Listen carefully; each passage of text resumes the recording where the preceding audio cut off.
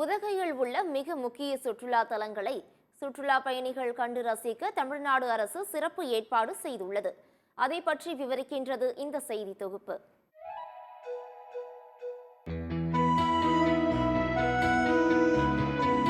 விண்ணை முட்டும் அளவிற்கு அழகிய மலைகள், கண்ணுக்கட்டும் தூரம் வரை அடர்ந்த வனப்பகுதி, மலைகளில் வெள்ளி பதித்தது போல் ஆர்ப்பரித்தோடும் அருவிகள், பச்சை பசேலென காட்சியளிக்கும் தேயிலை தோட்டங்கள், அதன் நடுவே தவழ்ந்து ஓடும் மேக கூட்டங்கள் என இதமான குளுகுளு காலநிலையுடன் சர்வதேச சுற்றுலா தலமான உதகையில் துவங்கியுள்ளது கோடை சீசன்.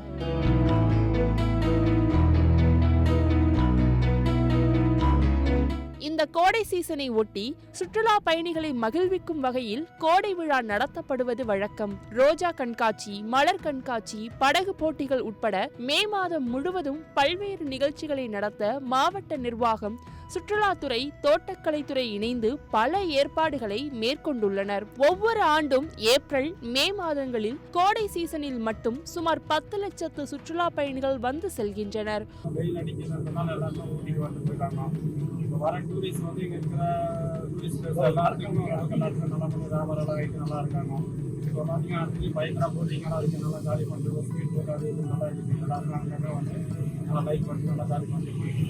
ஒரே சமயத்தில் சுற்றுலா பயணிகள் அதிக எண்ணிக்கையில் வருவதால் நகர் முழுவதும் கடும் போக்குவரத்து நெரிசல் ஏற்படுவது வழக்கம்.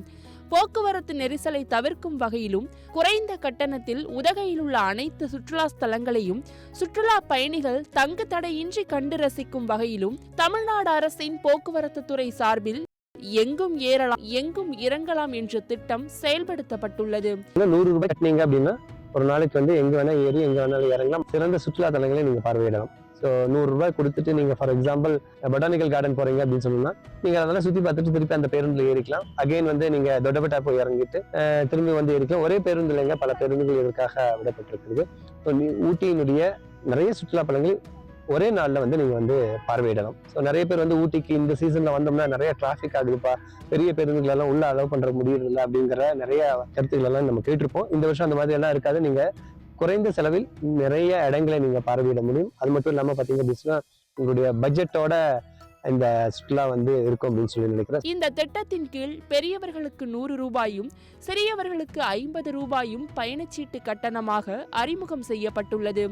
இந்த பயணச்சீட்டை பெற்றுக்கொண்டால் ஒரு நாள் முழுவதும் அனைத்து சுற்றுலா ஸ்தலங்களுக்கும் சுற்று பேருந்து மூலம் சென்று வர முடியும். மத்திய பேருந்து நிலையத்தில் துவங்கி உதகை நகரின் முக்கிய வீதிகள் வழியாக சென்று உலக புகழ்பெற்ற அரசு தாவரவியல் பூங்கா, நூற்றாண்டு ரோஜா பூங்கா, படகு இல்லம், தென்னிந்தியாவின் 2வது மிக உயரமான மலை சிகரமான தொட்டபெட்டா உட்பட பல சுற்றுலா ஸ்தலங்களுக்கு இந்த பேருந்து வசதிகள் அறிமுகப்படுத்தப்பட்டுள்ளது.